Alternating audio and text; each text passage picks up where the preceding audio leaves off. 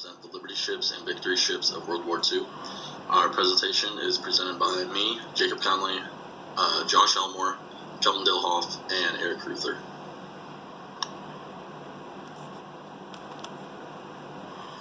This is Jacob Conley.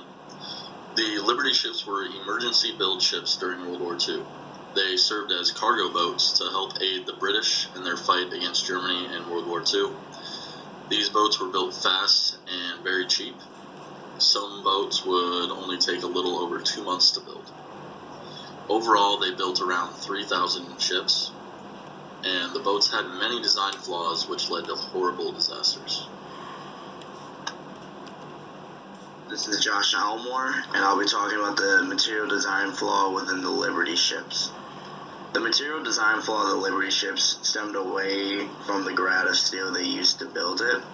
It makes sense why they were so cheap, because the steel they used was not the right grade it should have been. The steel was exposed to extreme temperatures, which made the so-called ductile steel become overly brittle. Since the steel was so brittle, it would begin to make cracks within the ships.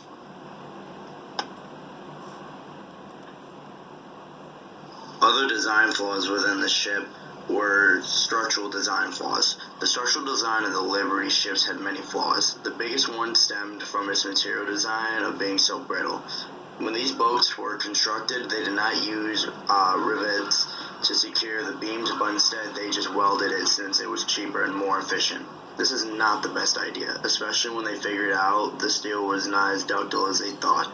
The little cracks from the brittle steel became huge splitting cracks because the welds could not stand them. Some of these cracks got so big that they would literally split the ship in half.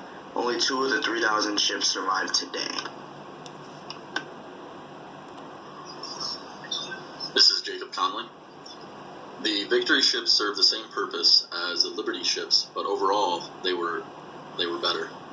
The Victory ships were a bit larger, but also had more power, giving the ships better chances from escaping German ships during battle. They were equipped with dual steam turbines, which gave them more power and speed. The best thing about these modern Liberty ships was they did not have cracking problems due to steel like the old ones. This is Kelton speaking, and this is why Victory ships were better than Liberty ships. Liberty ships had a 30-inch span between their trusses, while the Victory ships had a 36-inch, so this helped with the cracking of the hull, along with it was different grade steel, and it was more ductile. As you can see to the right, the Victory ship had a better speed. It had a new engine instead of the steam engine as the Liberty ships did. They were longer, they were wider, and they were designed for long-term use. And they had a much stronger hull than the Liberty ship.